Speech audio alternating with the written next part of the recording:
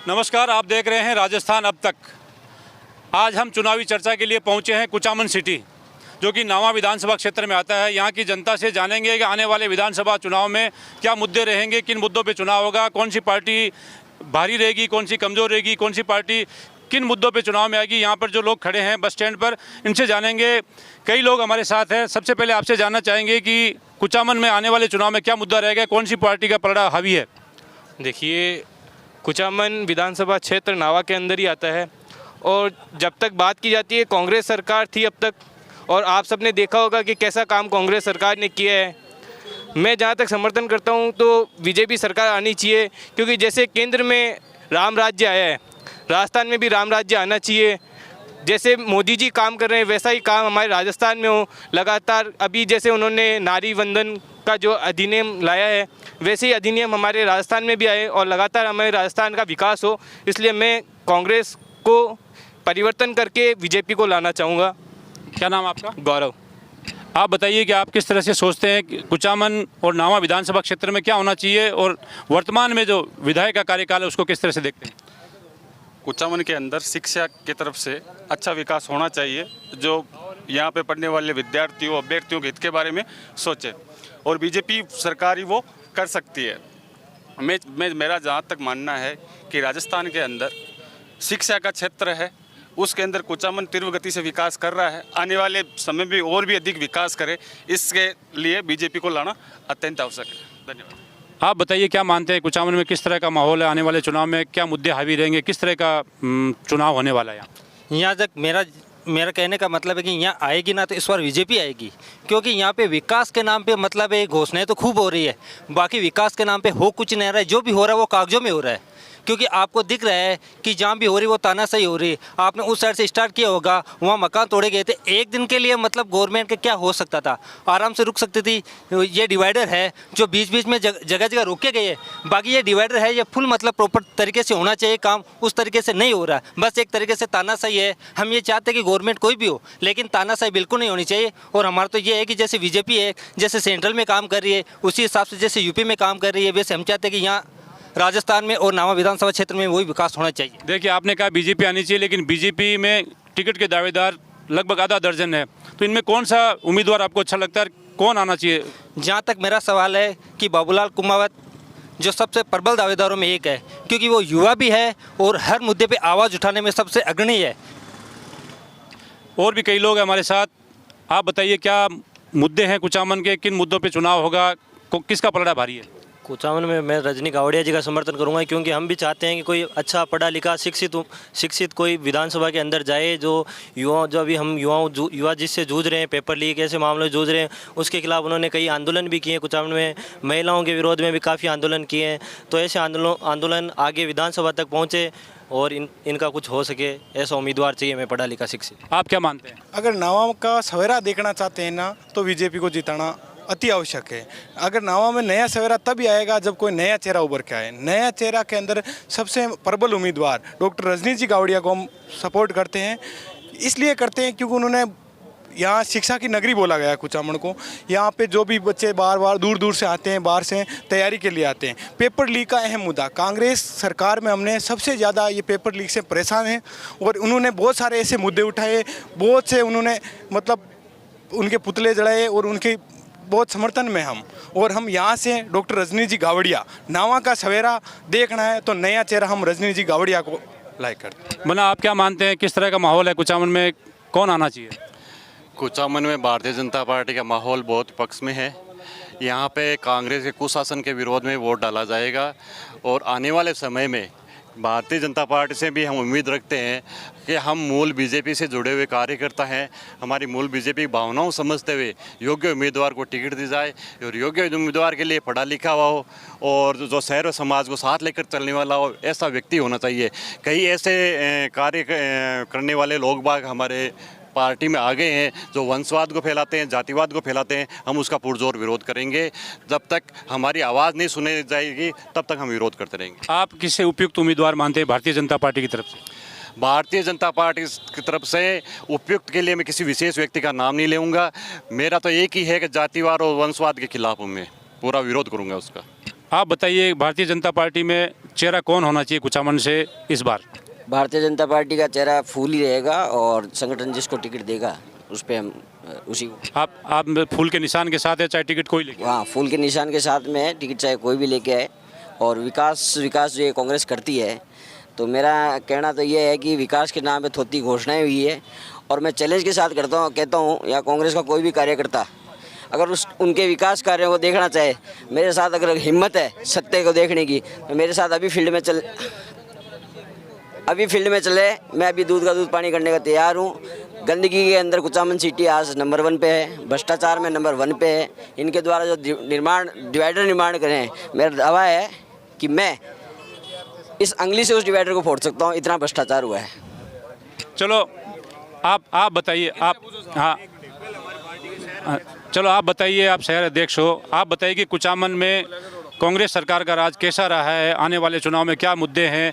किस तरह से महेंद्र चौधरी के कार्यकाल को देखते हैं? देखिए, कार्यकाल को तो देख रहे हो आप। विकास संबंधी कोई कार्य यहाँ करीब बाकी नहीं रहा है। विकास की तो ऐसी गंगा बही है जो करीब 70 सालों में यहाँ कभी इतना विकास नहीं हुआ है। 1998 में जब पहली बार वो टिकट लेके आए थे, एक यहाँ उप तहसील मिली थी उनको, एक उप तहसील का दर्जा था कुचामन को, और एक उप तहसील से लेकर एसडीएम से एडीएम से एडीजे से अपना डिप्टी एसपी, एडिशनल एसपी, सब ऑफिस यहाँ हो गए हैं और सब क्रियान्वित है। कोई स्टाफ की कमी नहीं है। शिक्षा के क्षेत्र में नावा क्षेत्र को 10-10 कॉलेजें मिली है। इतनी कॉलेजें एक क्षेत्र में मिलना बहुत नामुमकिन चीज़ है, जिसको मुमकिन करके बताया। महिला विद्यालय, महाविद्यालय की ये बात करते हैं ना स्टाफ की, विपक्षी दल वाले, तो मैं इनको बता देता हूँ 276 छात्राएँ अभी पढ़ रही है। उनकी वैकल्पिक व्यवस्था यहाँ बानोड़ अस्कल के पास में की हुई है। उनका विद्यालय तैयार है और थोड़े दिनों में वो शिफ्ट हो जाएगा वहाँ।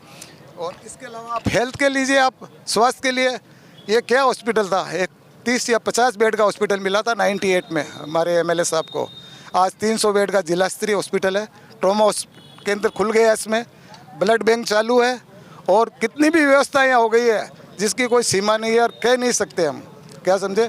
तो ये इसके अलावा तो और इतना क्या विकास हो, सड़कों का देख लो आप, पानी का देख लो, 2-2 क्षेत्र 2-2 योजनाएं, एक क्षेत्र में 2-2 योजना कभी नहीं मिलती है। एक बिसलपुर योजना है, एक इंदिरा गांधी योजना है, 2-2 योजनाओं का लाभ हमारे को पानी के लिए मिल रहा है। सड़कों का जाल देख लो आप। अब ये भ्रष्टाचार की बात करें, इनको भ्रष्टाचार ही नजर आएगा, इसके अलावा कोई है ही नहीं मुद्दा। ये या तो भ्रष्टाचार है या इनके पास जातिवाद का मुद्दा है, इसके अलावा कोई मुद्दा है ही नहीं। चलो ठीक है, आप बताइए, आप क्या मानते हैं कुचामन में? आप बताइए, आप युवा नेता हो, आप बताओ। नमस्कार, मैं आपके चैनल के माध्यम से पूरे प्रदेश की जनता को बताना चाहूँगा कि राजस्थान सरकार ने पूरे राज्य में ज़बरदस्त विकास किया गया है और यहाँ की सरकार की जो योजनाएं हैं उसको वर्ल्ड हेल्थ ऑर्गेनाइजेशन, यूएनओ और विभिन्न राज्यों की सरकारों ने भी सराहा है। रही बात कुचामन की, कुचामन में ज़बरदस्त विकास हुआ है। अभी जो भाजपा के मेरे साथी कार्यकर्ता हैं, जो मेरे मित्र भी, उन्होंने जो आरोप लगाए हैं अलग अलग, वो किसी खेमे से हैं, किसी गुट से हैं, कोई किसी का नाम दे रहा है, कोई किसी का नाम दे रहा है, कह रहे हैं पढ़ा लिखा उम्मीदवार होना चाहिए। तो मैं ये पूछना चाहता हूँ, आपने कहा कि आधा दर्जन या 1 दर्जन उम्मीदवार जो भाजपा से दावेदारी कर रहे हैं, उनमें से किसी अनपढ़ का नाम भी मुझे बता दीजिए।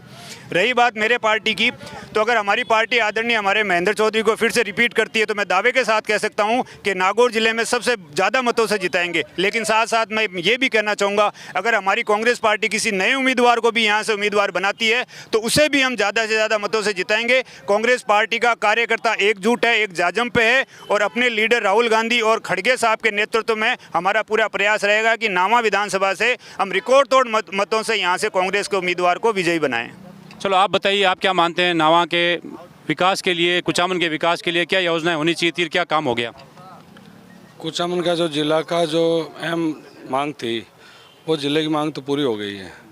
जिला हेडक्वार्टर डीडवाना बने या कुचामन बने वो अलग बात है, लेकिन जो डिमांड थी वो जिला बन चुका है। विकास में यहाँ कोई कमी रही नहीं है। रही बात आगे की, तो आगे अब देखो भारतीय जनता पार्टी से कौन उम्मीदवार बन के आते हैं। आप क्या मानते हैं कि यहाँ से आने जो माहौल है, राजनीतिक माहौल, वो किसके पक्ष में नज़र आ रहा है?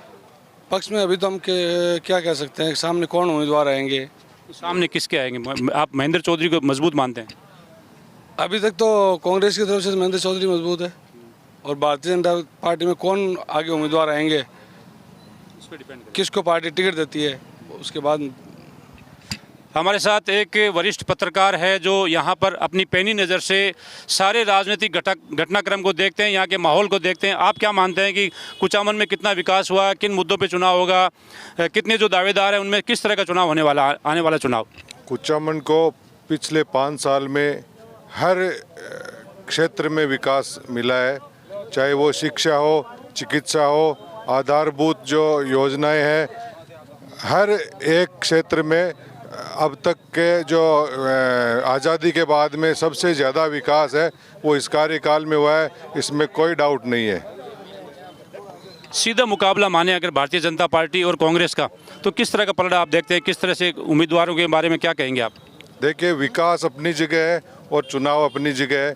विकास से वोट मिल सकते हैं, ये इसमें कोई सच्चाई नहीं है। वोट है, मतदाता अपनी मर्जी से देता है। आज के दिन कांग्रेस के जो उम्मीदवार है वो महेंद्र चौधरी ही रहने वाले हैं, ये बिल्कुल क्लियर है, और उनका पलड़ा बिल्कुल भारी है, क्योंकि सामने अभी भी कोई स्पष्ट स्थिति नहीं है कौन उम्मीदवार होता है। उम्मीदवार दूसरी पार्टियां चयन करेगी, उसके बाद में क्या स्थिति बन सकती है अभी उसको कुछ नहीं कह सकते अपन। आप बताइए, आप क्या मानते हैं? देखो, अब की बार तीसरे मोर्चे को मजबूत करना है हमें तो, क्योंकि 5 साल बीजेपी आती है, 5 साल कांग्रेस आती है, 70 साल हो गए। अब की बार तीसरे विकल्प की ओर कुचामन की जनता, जहाँ तक मेरा ख्याल है। यहाँ पे आरएलपी का आप किसकी बात कर रहे हैं? आरएलपी की बात कर रहे हैं या किसी और अन्य पार्टी की बात? जी, आरएलपी की बात कर रहा हूँ। आरएलपी से इस बार उम्मीदवार यहाँ पे उतरने की उम्मीद है, क्योंकि पिछले चुनाव में यहाँ पे नहीं थे। जी, अब की बार पूरे के पूरे विधानसभा चुनाव में सारी सीटों पे आरएलपी चुनाव लड़वाएगी। ठीक है सर। यहाँ पे आरएलपी का है, ग्राफ है, आप क्या मानते हैं? जी, बिल्कुल ग्राफ है। बीजेपी और कांग्रेस दोनों से थक चुकी है पब्लिक। न कोई विकास है, न कुछ और है, न कोई लेन देन है। और यहाँ तो सिर्फ महेंद्र जी के राज में तो ये चल रहा है, चाचा भतीजा टैक्स चल रहा है, हर चीज़ पे टैक्स लग रहे हैं। यहाँ जाओ, तहसील में जाओ, रजिस्ट्री पे टैक्स है, सड़क पे जाओ तो सड़क पे टैक्स है। सड़क 2 महीने नहीं चलती है यहाँ की। के घर पहुँचने से पहले सड़क। आप बताइए अपना नाम बताइए, फिर बताइए। मेरा नाम रणजीत भोसक है साहब, मैं आरएलपी का समर्थक हूँ। कांग्रेस बीजेपी दोनों भ्रष्ट पार्टियाँ हैं। हम अब हनुमान जी को लाना चाहते हैं, तीसरी पार्टी को लाना चाहते हैं, दोनों को धक्के देकर बाहर निकालना चाहते हैं। तीसरे मोर्चे का विकल्प इस बार मजबूती के साथ चुनाव लड़ने वाला है। बिल्कुल साहब। आप क्या मानते हैं? देखिए, यहाँ नावा में जैसे लोग दावे कर रहे थे वैसा कुछ नहीं है। पूरा भय और भ्रष्टाचार का माहौल पूरे 5 साल तक रहा, और नावा की जनता अब चुप बैठी है। देखो, डर सबको लगता है शासन का, तो डर की वजह से चुप है। जैसे ही ये आचार संहिता लगेगी, लोग सामने आएंगे, और इस बार आरएलपी की तरफ रुझान ज़्यादा लग रहा है, क्योंकि बीजेपी जो पार्टी है ये भी विपक्ष की अपनी भूमिका पूरी तरह से 5 साल में निभा नहीं पाई, कहीं दिख ही नहीं रही बीजेपी तो। और इनका कुनबा जो नावा में है वो 5 साल लोग अलग अलग अपनी गाड़ियों को खींच रहे हैं, तो इनमें मुझे दम नहीं लग रहा। और नावा की जनता ने तो लगभग तय कर लिया है कि यहाँ आरएलपी को लाना है। आरएलपी का चेहरे को लेकर भी है कि यह आरएलपी इंतजार कर रही है कि भाजपा से कोई रुष्ट होकर आ जाए, या टिकट नहीं कटने के बाद वो भारतीय जनता पार्टी से हो या कांग्रेस से कोई आ जाए। चेहरा कौन होगा आरएलपी का? देखिए, ये तो देखो, हमारे जो सुप्रीमो है हनुमान जी, वही तय करेंगे क्या समीकरण रहते हैं, उसके हिसाब से उम्मीदवार तय होगा। और जिस किसी को भी पार्टी उम्मीदवार बनाती है, तो हम नावा की जनता उसके साथ लग के यहाँ से जिताएंगे, मजबूती से हम खड़े रहेंगे। हेमराज जी चावला हमारे साथ है, कांग्रेस नेता है। आप क्या कहना चाहेंगे वर्तमान विधायक को लेकर, वर्तमान विधायक के कार्यकाल को लेकर, आने वाले चुनाव को लेकर संभावना क्या है? जो आप संभावना नवा विधानसभा क्षेत्र की पूछ रहे हैं, एक विधायक का कार्यकाल होता है 5 साल का। अब की बार संयोग ऐसा हुआ कि कोरोना का जो एक महामारी चली थी, उसके चलते प्रदेश में राजस्थान सरकार को और हमारे विधायक को काम करने का मौका सिर्फ 2.5 साल का मिला, और उनका 2.5 साल का कार्यकाल का आप देख लीजिए। और आज तक का मैं कहता हूं कि 56-57 साल के जो इतिहास है विकास कार्य की तुलना कर लीजिए। इन 2.5 साल में जितना काम हुआ है, आज तक कोई काम नहीं हुआ। उन्होंने सड़क, बिजली, पानी, सड़क और नाली और जितने भी विकास के कार्य हुए, शिक्षा, चिकित्सा, हर क्षेत्र में उन्होंने काम किया है। उनका विकास का कोई सानी नहीं है। आने वाले समय में जो भी ये विरोध की बात करते हैं, इन्होंने कुछ किया ही नहीं आज तक। इन्होंने जनता को आज तक 75 सालों तक ठगा। हमारे यहाँ के जो विधायक, लोकप्रिय विधायक महेंद्र चौधरी ने जितना काम किया है, आज तक किसी ने काम नहीं किया। यहाँ पे सड़कों का जाल बिछ रहा है, हर क्षेत्र में विकास हो रहा है। कुचामन क्षेत्र की जहाँ की बात है, विकास की बात करें हम, यहाँ पे लगभग 150 करोड़ रुपए का जो है यहाँ पे एक सीवरेज का काम चल रहा है। और जब सीवरेज का काम चलता है तो पूरा कस्बा एक तरीके से पहले टूट गया था और काफ़ी मोहल्ले, काफ़ी वार्ड हमारे सही भी हो चुके हैं। आज तक जो काम नहीं हुआ वो काम हमारे कुचामन में हो रहे। आने वाले समय में महेंद्र चौधरी जीतेगा। और जो मिथक ये है, जो चल पड़ा है, जनता की जो भावना, जो लोग ये कहते हैं ना कि एक बार वो सरकार, दूसरी बार वो आएगी, ऐसा मिथक अब की बार टूटेगा। अब की बार प्रदेश में कांग्रेस की सरकार और महेंद्र चौधरी प्रचंड बहुमत से जीतेंगे यहाँ पे। तो ये थी कुचामन की जनता, जिनका हमने जिस तरह से देखा है, कई बीजेपी को आने की संभावना बता रहे हैं, कोई अपने उम्मीदवार का पक्ष लेकर कह रहे हैं। और यहाँ पर जो बात निकल कर आई वो ऐसा लगता है कि इस बार राष्ट्रीय लोकतांत्रिक पार्टी भी मजबूती से यहाँ पर अपना चुनाव लड़ती हुई देखी जा सकती है। साथ ही कांग्रेस के लोग हैं वो दावा करते हैं कि महेंद्र चौधरी एक बार फिर से रिपीट होंगे। लेकिन देखना ये होगा कि आने वाले चुनाव में भारतीय जनता पार्टी और कांग्रेस अपना चेहरा किसे बनाती है। संभावना ये जताई जा रही है कि कांग्रेस की तरफ से महेंद्र चौधरी चेहरा निश्चित है, टिकट उन्हें ही मिलने वाली है। और सामने जो उम्मीदवार आएंगे उसके बाद में देखते हैं कि भाजपा में बगावत होती है या एकजुट होकर चुनाव लड़ती है। उसके बाद में तय होगा कि अगला विधायक नावा से कौन आएगा।